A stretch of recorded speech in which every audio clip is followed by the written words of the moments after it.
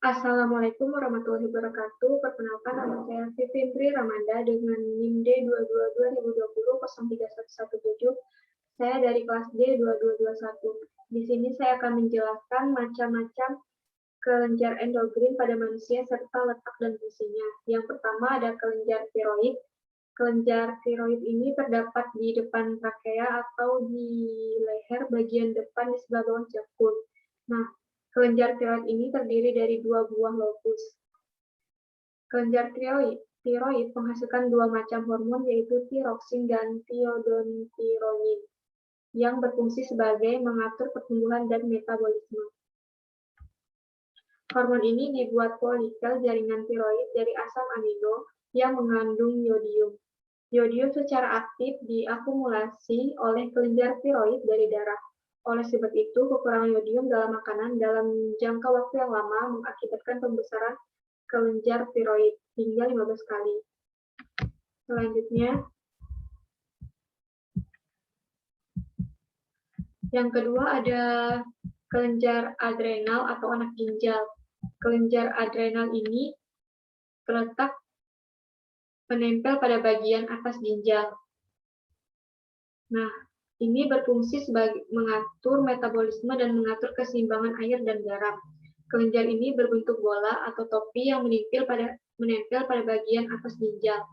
Pada setiap ginjal terdapat satu kelenjar suprarenalis dan dibagi atas dua bagian, yaitu bagian luar korteks dan bagian tengah medula. Yang ketiga ada kelenjar paratiroid. Nah, kelenjar ini terletak di dekat kelenjar gondok.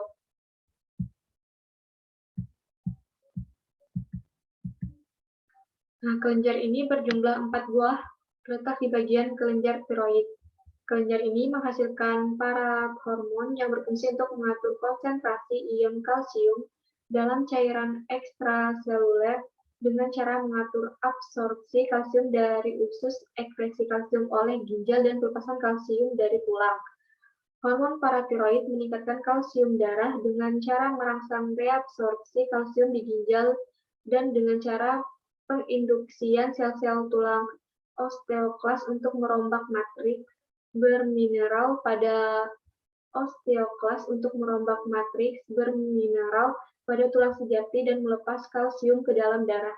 Jika berkelebihan hormon ini akan berakibat kadar kalsium dalam darah meningkat. Hal ini mengakibatkan terjadinya endapan kapur pada ginjal. Jika kekurangan hormon menyebabkan kekejangan disebut tetanus. Nah, kalsitonin mempunyai fungsi yang berlawanan dengan PTH, sehingga fungsinya menurun kalsium darah.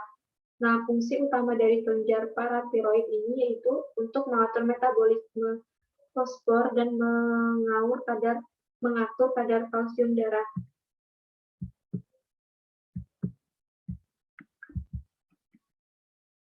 Selanjutnya ada kelenjar pankreas.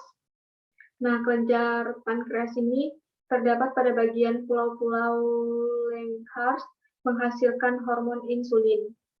Nah, fungsi hormon ini mengatur kadar gula darah dengan cara mengubah glukosa menjadi glikogen. Nah, kelenjar pankreas ini merupakan sekelompok sel yang terletak pada pankreas sehingga dikenal dengan pulau-pulau Langhorst. Kelenjar pankreas. Nah, kelenjar pankreas menghasilkan hormon insulin dan glukogen. Insulin mempermudah gerakan glukosa dari darah menuju ke sel-sel tubuh menembus membran sel. Di dalam otot glukosa dimetabolisasi dan disimpan dalam bentuk cadangan. Di sel hati, insulin mempercepat proses pembentukan glikogen, glikogenasi, dan pembentukan lemak, lipogenesis. Selanjutnya ada kelenjar genat. Nah, kelenjar genat ini jika pada wanita terletak pada ovarium. Nah, pada ovarium ini menghasilkan estrogen untuk mempertahankan pembentukan ovum dan ciri-ciri kelainan sekunder, dan progesteron mengatur pembentukan plasenta dan produksi air susu. Pada laki-laki, kelenjar gonad ini terletak di bagian testis. Hormon yang dihasilkan yang terpenting yaitu testosteron yang berfungsi mempertahankan proses pembentukan sperma dan menumbuhkan ciri-ciri kelainan sekunder.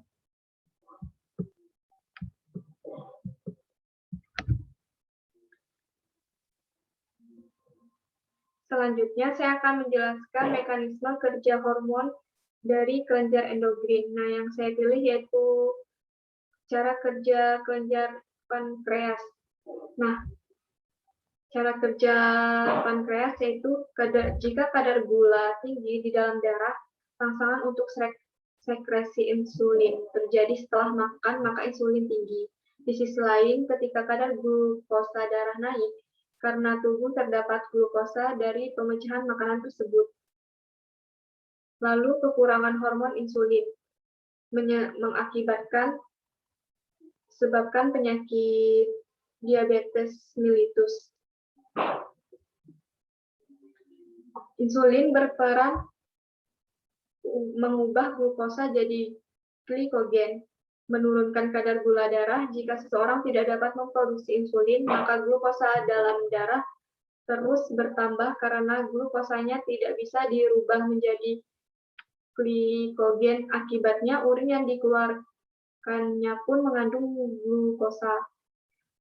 Peningkatan glukosa darah di atas 90 sampai 100 mili merangsang pankreas sekresi insulin.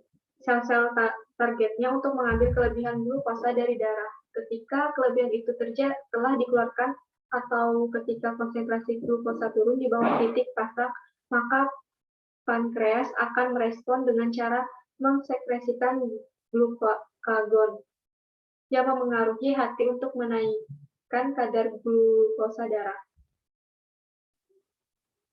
Sekian penjelasan dari saya, kurang lebihnya mohon maaf. Wabillahi taufiq wal hidayah. Assalamualaikum warahmatullahi wabarakatuh.